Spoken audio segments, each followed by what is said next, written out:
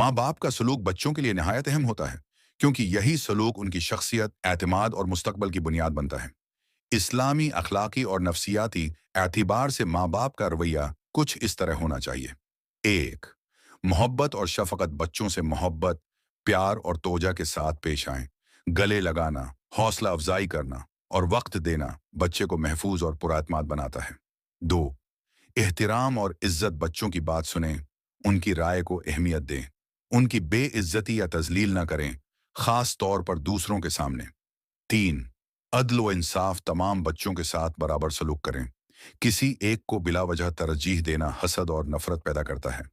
चार, मुस्बित तरबियत। गलती पर सख्त मारपीट या चीखने के बजाय नरमी से समझाएं, गलती को सीखने का मौका बनाएं। पांच, अच्छी मिसाल बने। बच्चे वही सीखते हैं जो वालिदैन करते हैं। सच्चाई, सब्र, ईमानदारी और अच्छे अखलाक खुद अपनाएं।